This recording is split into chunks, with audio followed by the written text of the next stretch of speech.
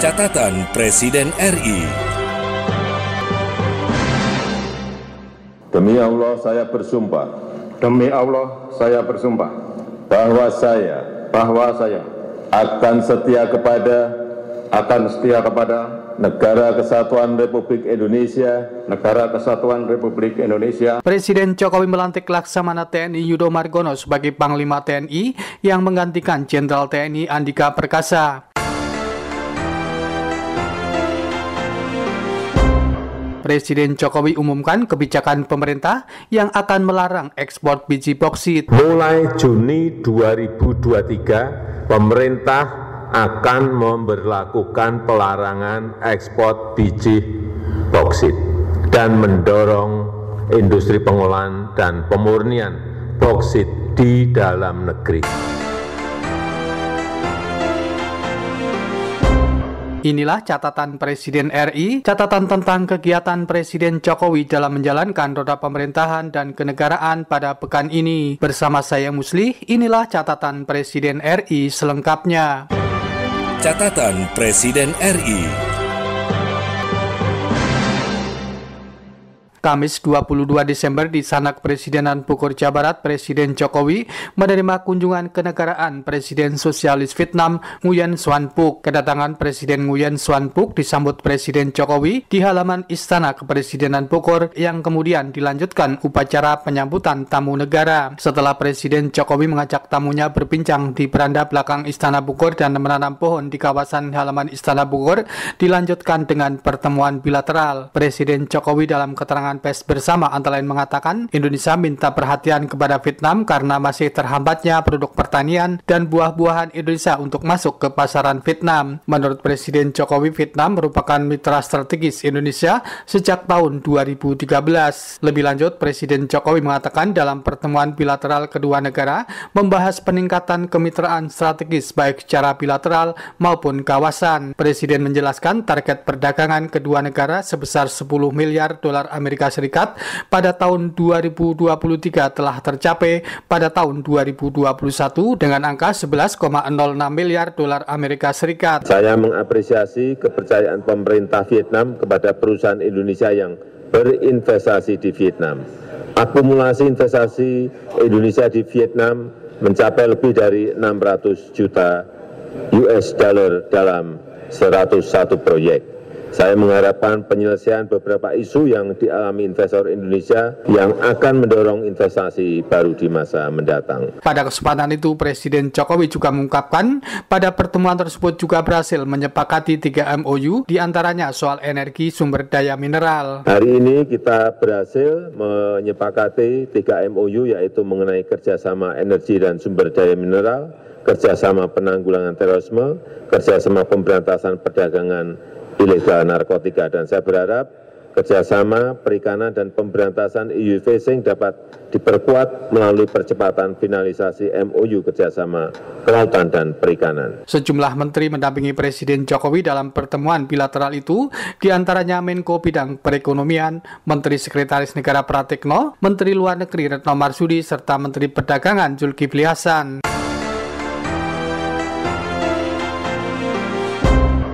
Kamis 22 Desember masih dari Istana Kepresidenan Bogor, Jawa Barat, Presiden Jokowi dalam keterangan pers bersama dengan Presiden Republik Sosialis Vietnam Nguyen Xuan Phuc mengungkapkan dalam pertemuan bilateral antara Indonesia dengan Vietnam juga dibicarakan tentang situasi di kawasan. Menurut Presiden, prioritas keketuaan Indonesia pada ASEAN tahun 2023 mendatang akan menekankan peran sentral ASEAN dalam menjaga stabilitas dan perdamaian di kawasan. Presiden Jokowi menjelaskan ASEAN juga menjadi peran pusat pertumbuhan ekonomi. Lebih lanjut, Presiden mengatakan Indonesia menghargai dukungan Vietnam terhadap keketuaan Indonesia pada ASEAN tahun 2023 mendatang. Prioritas keketuaan Indonesia di ASEAN tahun 2023 akan menekankan peran sentral ASEAN dalam menjaga stabilitas dan perdamaian kawasan dan peran sentral ASEAN untuk menjadikan Asia Tenggara sebagai pusat pertumbuhan ekonomi.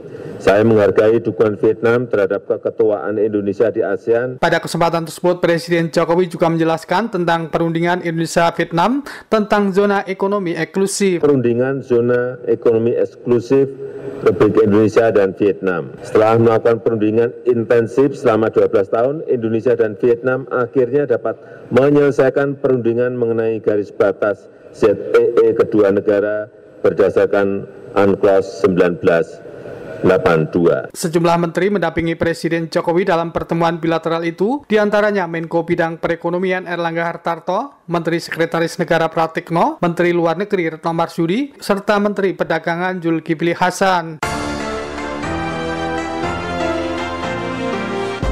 Senin 19 Desember, Presiden Jokowi melantik Laksamana TNI Yudo Margono sebagai Panglima TNI menggantikan Jenderal TNI Andika Perkasa. Pelantikan Laksamana TNI Yudo Margono sebagai Panglima TNI didasarkan pada keputusan Presiden RI nomor 91/TNI tahun 2022 tentang pemberhentian dan pengangkatan Panglima Tentara Nasional Indonesia. Memutuskan, menetapkan dan seterusnya. Ke-1. Memberhentikan dengan hormat Jenderal TNI Andika Perkasa SEMA MSC NRP 31100 dari jabatannya sebagai Panglima Tentara Nasional Indonesia disertai ucapan terima kasih atas pengabdian dan jasa-jasanya yang telah disumbangkan kepada bangsa dan negara Republik Indonesia selama memangku jabatan tersebut. Kedua, mengangkat Laksamana TNI Yudo Margono SEMM NRP 9168P sebagai Panglima Tentara Nasional Indonesia. Ketiga, keputusan Presiden Republik Indonesia ini mulai berlaku sejak saat pelantikan pejabat sebagaimana dimaksud pada diktum kedua keputusan Presiden ini ditetapkan di Jakarta pada tanggal 19 Desember 2022. Presiden Republik Indonesia Joko Widodo. Pengambilan sumpah jabatan Panglima Tentara Nasional Indonesia oleh Presiden Republik Indonesia. Akan menjunjung tinggi etika jabatan. Akan menjunjung tinggi etika jabatan. Bekerja dengan sebaik-baiknya. Bekerja dengan sebaik-baiknya. Dan dengan penuh rasa tanggung jawab. Dan dengan penuh rasa tanggung jawab. Bahwa saya akan menjunjung tinggi sumpah prajurit. Dalam pelantikan itu hadir Wakil Presiden Kiai Haji Ma'ruf Amin serta sejumlah menteri anggota Kabinet Indonesia Maju seperti Menko Polhukam Mahfud MD serta Menteri Pertahanan Prabowo Subianto. Hadir juga para kepala staf TNI dan sejumlah tamu undangan. Senin 19 Desember masih di Istana Negara Jakarta setelah melantik Laksamana TNI Yudo Margono sebagai Panglima TNI, Presiden Jokowi kepada wartawan menyampaikan sejumlah hal tentang pelantikan Laksamana TNI Yudo Margono sebagai Panglima TNI. Menurut Presiden, dirinya antara lain memberikan pesan kepada Panglima TNI untuk menjaga kedaulatan NKRI. Menjaga, yang paling penting, menjaga netralitas TNI agar tidak ketarik-tarik dalam politik praktis yang penting karena dan pentingnya sinergi antara TNI dan Polri dalam menjaga kondusivitas negara kita karena ini juga penting. Stabilitas politik, stabilitas keamanan itu penting dalam rangka pembangunan negara kita, dalam rangka pertumbuhan ekonomi kita dalam situasi yang tidak pasti karena ketidakpastian global. Pak Yudo menjanjikan pendekatan yang lebih humanis di Papua. Apakah ada perintah khusus untuk mengurangi tentara di Papua, Pak? Saya kira baik, pendekatan humanis baik, pengurangan prajurit TNI di Papua juga baik, tetapi memang harus tegas. Karena kalau kita nggak tegas di sana, AKP selalu berbuat seperti itu, ya nggak akan selesai masalahnya. Sementara itu, Panglima TNI Laksamana TNI Yudo Margono menyampaikan beberapa hal saat memberikan keterangan kepada wartawan. Ya, tadi kan sudah disampaikan oleh Bapak Presiden ya, bahwa Tugas pertama menjaga kedaulatan, menjaga persatuan kesatuan, kemudian menjaga mempertahankan citra TNI yang menjadi kepercayaan masyarakat. Dan tentunya itu akan menjadi prioritas saya. Laksamana TNI Yudo Margono dilantik menjadi Panglima Tentara Nasional Indonesia menggantikan Jenderal TNI Andika Perkasa yang memasuki masa pensiun.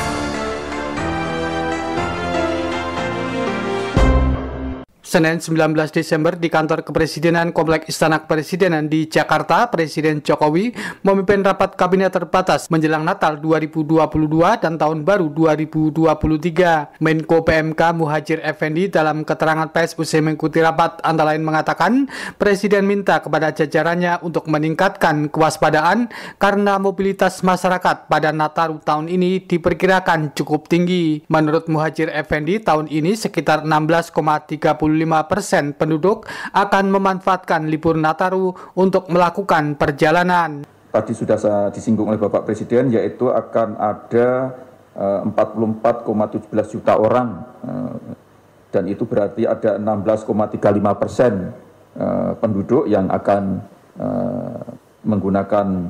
akan memanfaatkan libur nanti untuk perjalanan.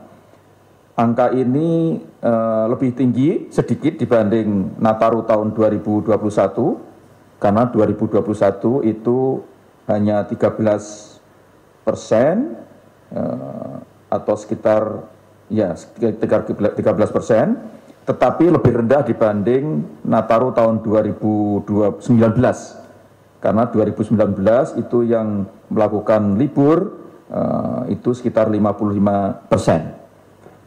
Kemudian untuk puncak mudik pada Natal tahun 2022 itu sekitar tanggal 23 sampai 24 Desember, sedangkan arus balik itu 25 sampai 26 Desember, sedangkan untuk puncak arus mudik itu terjadi arus mudik perayaan Tahun Baru itu tanggal 30 sampai 31 Desember, dan puncak arus balik tahun baru yaitu 1 sampai dengan 2 Januari. Secara umum dari kementerian-kementerian terkait sudah siap untuk melaksanakan sesuai dengan arahan dari Bapak Presiden, Kementerian Perhubungan, Kapolri, Kementerian PUPR, Kementerian Dalam Negeri, Kementerian Agama, Kementerian Pariwisata, Kementerian Perdagangan, Pertamina, dan tentu saja juga BMKG yang akan mengawal dari masalah cuaca, dan BNPB yang juga akan mengantisipasi kemungkinan adanya bencana. Sementara itu, pada kesempatan yang sama, Kapolri Jenderal Polisi Listio Sigit Prabowo mengatakan pihaknya menyiapkan kurang lebih 166.791 personil Polri yang dilibatkan dalam pengamanan rangkaian kegiatan Nataru. Kita melibatkan kurang lebih 166.791 personil, terdiri dari 101.000 personil Polri, kemudian ditambah dengan dari TNI, tadi Pak Panglima sampaikan kurang lebih ada 23.000, dan sisanya dari seluruh stakeholder terkait, sehingga diharapkan semuanya ini bisa memberikan bantuan dengan tupoksinya masing-masing sehingga seluruh rangkaian berjalan dengan baik. Sejumlah pihak mengikuti rapat kabinet terbatas yang digelar di kantor Presiden Komplek Istana Kepresidenan di Jakarta tersebut. Selasa 20 Desember, Presiden Jokowi dan Ibu Negara Nyonya Iriana Jokowi melakukan kunjungan kerja di Provinsi Jawa Timur. Presiden dalam kunjungan di Provinsi Jawa Timur berada di Kabupaten Madiun dan Kabupaten Nganjuk. Presiden Jokowi didamping Ibu Negara Nyonya Iriana Jokowi meresmikan Bendungan Semantok di Kabupaten Nganjuk. Presiden menegaskan Bendungan Semantok di Kabupaten Nganjuk merupakan bendungan ke-30 yang telah diresmikan dari target sekitar 50 hingga 60 bendungan yang akan diresmikan hingga akhir tahun 2024 mendatang. Menurut Presiden Jokowi, sejak tahun 2015, pemerintah telah memulai pembangunan bendungan dan waduk di berbagai wilayah di Indonesia. Lebih lanjut, Presiden mengatakan, apapun air adalah kunci baik untuk pertanian maupun untuk hal lain seperti listrik dan pariwisata. Pada kesempatan itu, Presiden Jokowi mengatakan semakin banyak bendungan yang dibangun diharapkan produksi pertanian semakin baik serta kesejahteraan petani juga semakin membaik. Bendungan Semantok ini dibangun sejak 2017 dan menghabiskan anggaran 2,5 triliun bukan uang yang sedikit. Tapi memang kapasitas tampung dari bendungan ini adalah sangat besar sekali. 32,6 juta meter kubik dengan luas genangan 365 hektar yang kurang lebih akan mengairi sawah 1.900 hektar. Selain meresmikan Bendungan Semantok, Presiden Jokowi juga mengunjungi Pasar Joso di Kabupaten Nganjuk, Provinsi Jawa Timur. Presiden dan Ibu Negara memberikan bantuan modal kerja kepada para pedagang kaki lima dan juga bantuan tunai langsung atau BTL kepada para pedagang pasar. Sementara itu, saat berada di Kabupaten Madiun, Presiden dan Ibu Negara Nyonya Iriana Jokowi mengunjungi Pasar Sukolilo yang terletak di Kecamatan Jiwan, Kabupaten Madiun. Di pasar itu, Presiden Jokowi juga memberikan bantuan modal kerja kepada pedagang kaki lima dan juga bantuan tunai langsung atau BTL kepada para pedagang pasar. Mendampingi Presiden dan Ibu Negara Nyonya Iriana Jokowi dalam kunjungan kerja sehari di Provinsi Jawa Timur, Menteri Sekretaris Negara Pratikno serta Menteri PUPR Basuki Hadi Mulyono. Jumat 23 Desember masih terkait dengan infrastruktur, Presiden Jokowi meresmikan Bendungan Ciawi dan Sukamahi di Bogor, Jawa Barat. Setelah meresmikan kedua bendungan itu kepada wartawan, Presiden mengatakan dua bendungan tersebut adalah bendungan kering Ciawi dan Sukamahi. Menurut Presiden, keberadaan dua bendungan kering itu diharapkan bisa mengurangi banjir yang ada di Jakarta sekitar 30,6%. Mengurangi banjir yang ada di Jakarta kurang lebih 30,6%. Dan tadi saya sudah bisiki ke Pak Gub, kalau Pak Gubernur DKI, kalau Bendungan Sukamahi, Bendungan Ciawi ditambah selesainya sodetan dari Ciliwung ke BKT yang sekarang ini masih proses pembebasan lahan, dan kita harapkan nanti bulan Maret juga sudah selesai, itu akan mengurangi banyak sekali wilayah yang sebelumnya tergenang menjadi tidak. Dari 468 hektar menjadi 211 hektar, kurangnya separuh, hampir separuh lebih. Jadi Sukamahi, Ciawi plus sodetan Ciliwung ke BKT.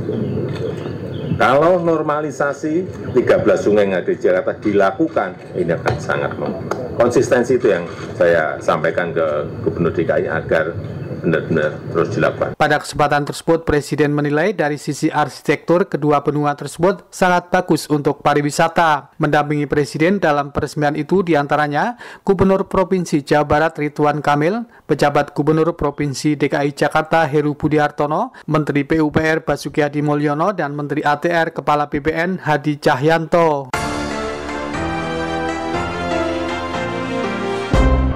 Rabu 21 Desember, Presiden Jokowi menggelar keterangan pers di Istana Merdeka, Jakarta. Pada kesempatan itu, Presiden mengatakan pemerintah memutuskan mulai bulan Juni 2023 melarang ekspor biji atau bahan mentah boksit. Menurut Presiden, pemerintah juga mendorong industri pengolahan dan pemurnian boksit di dalam negeri. Lebih lanjut, Presiden Jokowi menjelaskan dari industrialisasi boksit di dalam negeri, diperkirakan pendapatan negara akan meningkat. Dan mulai Juni 2023, pemerintah akan memberlakukan pelarangan ekspor biji boksit dan mendorong industri pengolahan dan pemurnian boksit di dalam negeri.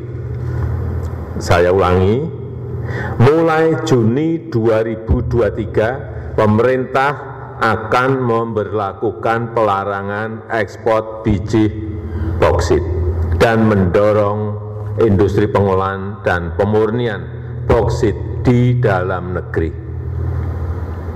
Dari industrialisasi boksit di dalam negeri ini, kita perkirakan pendapatan negara akan meningkat dari 21 triliun rupiah menjadi sekitar kurang lebih 62 triliun rupiah. Pemerintah akan terus konsisten melakukan hilirisasi di dalam negeri agar nilai tambah dinikmati di dalam negeri untuk kemajuan dan kesejahteraan rakyat. Selain itu, Presiden Jokowi juga mengatakan pemerintah tetap berkomitmen untuk mewujudkan kedaulatan sumber daya alam dan nilai tambah di dalam negeri, terutama dalam rangka pembukaan lapangan kerja dan peningkatan penerimaan devisa serta pertumbuhan ekonomi yang lebih merata. Mendampingi Presiden dalam keterangan pers di Istana Merdeka tersebut, Menko Bidang Perekonomian Erlangga Hartarto serta Menteri ESDM Arifin Tasrif. Jumat 23 Desember di Stadion Utama Gelora Bung Karno, Jakarta, Presiden Jokowi dan Ibu Negara Nyonya Iriana Jokowi mendukung dan menyaksikan langsung Timnas Indonesia yang bertanding melawan Kamboja pada laga penyisihan Grup A Piala AFF tahun 2022. Dalam laga tersebut, tim Garuda Indonesia menang tipis 2-1. Timnas kita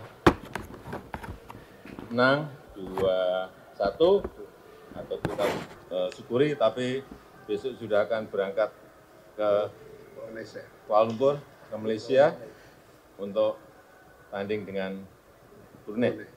Kita doakan menang lagi. Bagus sekali, sebenarnya peluangnya lebih dari 10 kali tadi. Sudah sendiriannya 2, kemudian kena gawangnya berapa kali tadi. Sudah. Tapi ya bola itu benar. Ya. Kita semua rakyat, masyarakat, pecinta bola pasti semuanya pengen menang, ya, pengen menang. Mendampingi Presiden Jokowi dan Ibu Negara Nyonya Iriana Jokowi saat menyaksikan laga kandang di Stadion Utama Gelora Bung Karno, Jakarta itu, Menteri Pemuda dan Olahraga Zainuddin Amali dan Ketua Umum PSSI M. Iriawan. Jumat 23 Desember dalam kunjungan kerjanya di Provinsi Jawa Barat, Presiden mengecek harga kebutuhan menjelang Natal di Pasar Cigombong, Kabupaten Bogor. Menurut Presiden, secara umum harga bahan pokok di pasaran masih terkendali dan terkelola dengan baik. Meskipun ada harga yang turun, lanjut Presiden, masih ada beberapa harga kebutuhan pokok yang mengalami kenaikan. Beberapa barang tadi harganya turun, ada 2 yang naik. Daging yang beku naik dari 85 ke 95, tapi yang daging lokal harganya tetap. Kalau bawang merah turun enggak? Oh, bawang merah kan naik. Oh, bawang merah naik dari berapa? Presiden Jokowi saat mengunjungi pasar tersebut didampingi oleh Gubernur Provinsi Jawa Barat Ridwan Kamil. Rabu 21 Desember, Presiden Jokowi menghadiri Outlook Perekonomian Indonesia tahun 2023 di Jakarta. Pada kesempatan itu, Presiden antara lain mengatakan kemungkinan pada akhir tahun ini pemerintah akan menyatakan berhenti PSBB dan PPKM. Menurut Presiden, kasus harian COVID di Indonesia saat ini terus menurun. Situasi yang sangat sulit itu bisa kita kelola dengan baik. Dan hari ini, kemarin, kasus harian kita berada di angka 1.200. Dan mungkin nanti akhir tahun kita akan menyatakan berhenti PSBB, PPKM kita.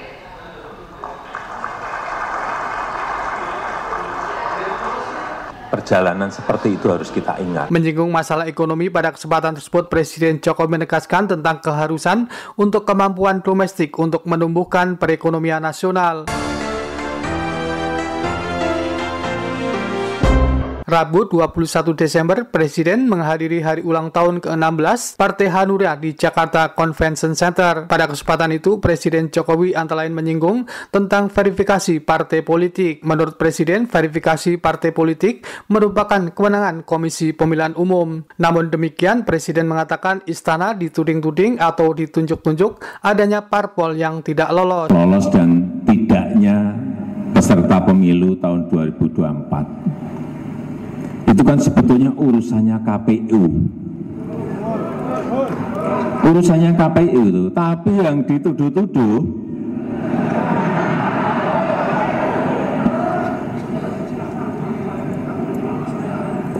karena tidak lolos langsung tunjuk-tunjuk. Itu istana ikut campur, kekuatan besar ikut campur, kekuatan besar intervensi. Saya itu nggak ngerti apa-apa masalah ini. Ini kan total 100% urusannya KPU. bukan urusan siapa-siapa. KPU itu independen. Selain Presiden Jokowi, hadir dalam kesempatan itu Wakil Presiden Kiai Haji Ma'ruf Amin. Demikian catatan Presiden RI saya Musli dan tim liputan, Bayu Istiqlal serta Muhammad Rizkianto melaporkan. Catatan Presiden RI.